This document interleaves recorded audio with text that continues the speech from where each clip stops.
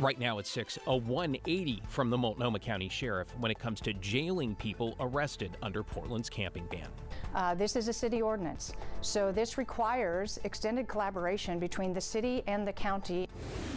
Plus, a railroad line out of service after a bridge in Milwaukee goes up in flames. As they came around the corner, they saw just a wall of fire. Then the race to wrap up repairs as a school crushed by a winter storm prepares for a comeback. Robert Gray had to open on time. There was no other choice. And later, it's not something that, until it happened to me, was on my radar. how one local runner is turning a health scare into motivation for this year's Hood to Coast Relay.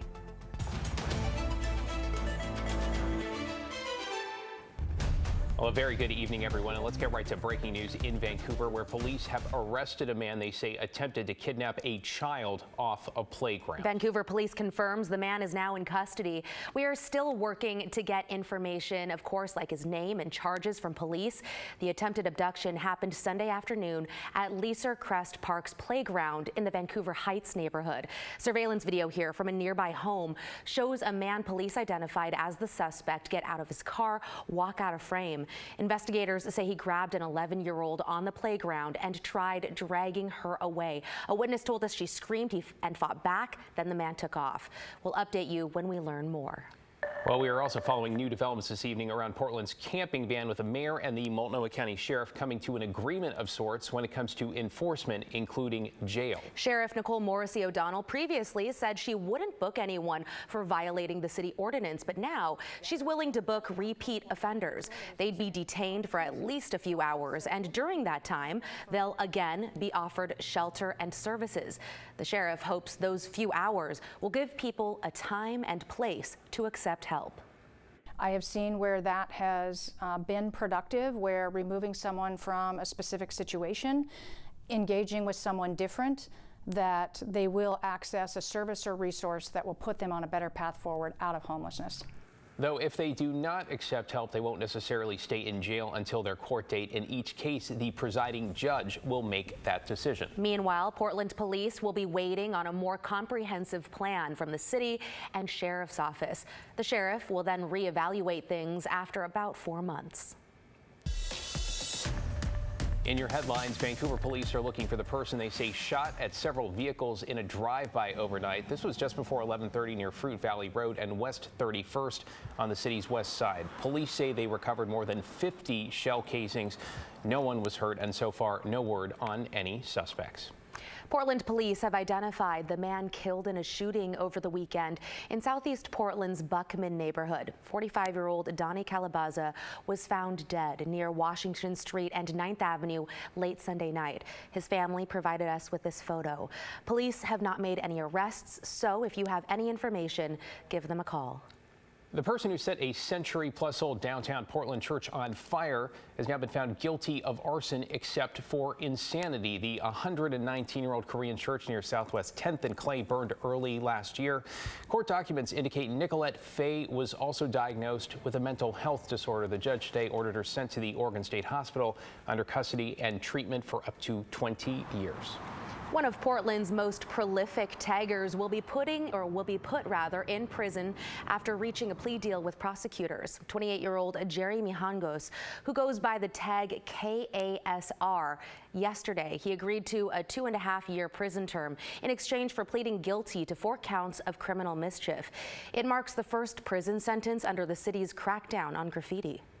Mr. Mijangos is somebody that targeted small businesses, public buildings, roadways, but we can't understate the impact on everybody, but especially his impact on small businesses was pretty profound.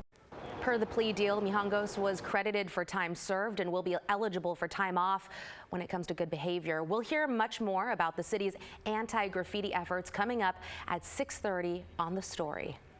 And the Oregon Zoo is warning some 120,000 visitors their credit card information may have been compromised. The zoo says someone redirected transactions from a third-party vendor, potentially stealing credit card details from December through June. The zoo says it first became aware of suspicious activity this June and shut down the site. It's notified federal law enforcement and is in the process of notifying customers. The site is now secure, it says. It's also offering a year of free credit monitoring. Matt? All right, David, thanks so much. We had a mix of clouds and sun today, managed to get up to 80 degrees. We're down to 76 right now, and there is a cooling trend in our forecast too. But I want to talk about this, the full moon from last night. It'll be a little less than full tonight. You'll see it rise in the southeastern sky. It's called the super blue sturgeon moon for all different reasons, right? So let's get into this just a little bit. Last night's moon is called the sturgeon moon because that's what the full moon in August is called, because the sturgeon fishing was good. Sturgeon plentiful in the rivers this time of the year. It's a blue moon, not for the normal reason. I'll show you why in just a second. Super though, because it's full when it was making its closest approach to Earth, so a little bit bigger, a little bit brighter.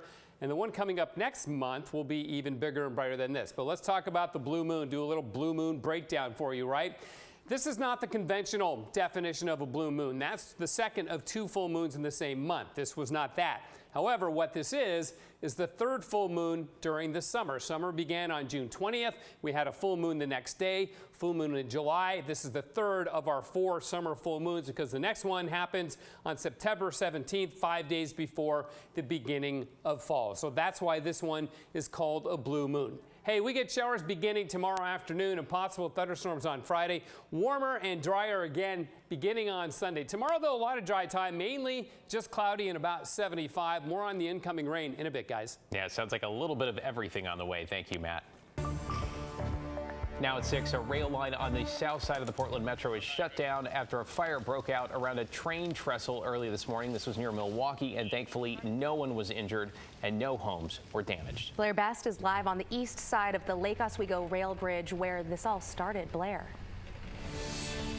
So the fire broke out on the bridge here behind me, and we're going to give you a closer look at the damage. Now, since this is an active line, that did present some challenges. We're told train traffic is stopped this evening as crews try to figure out what happened and how long it'll take to fix.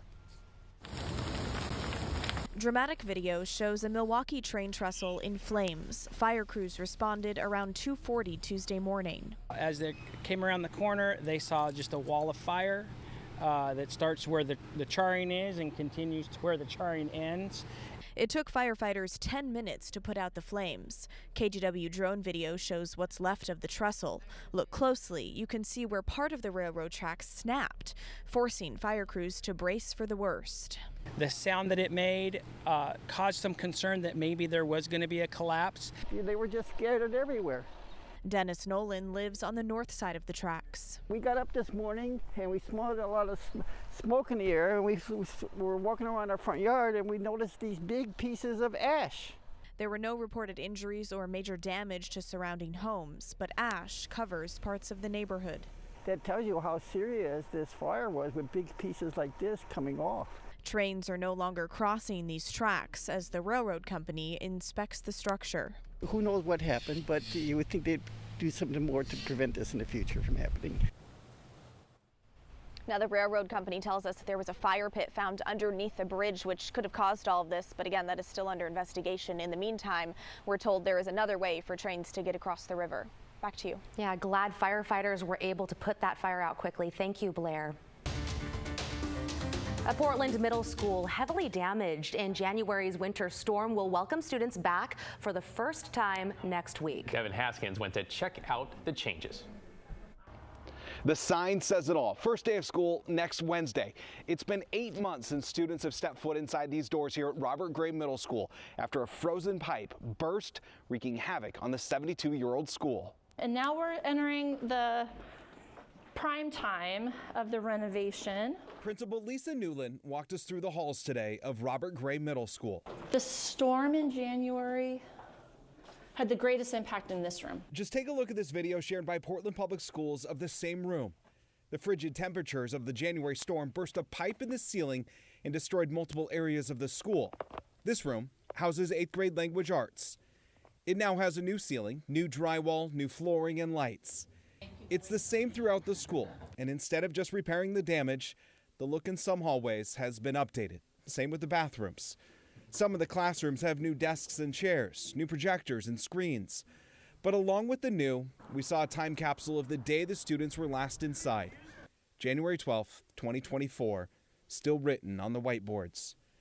The storm freezing the pipe and time until teachers could get back to wipe the slate clean.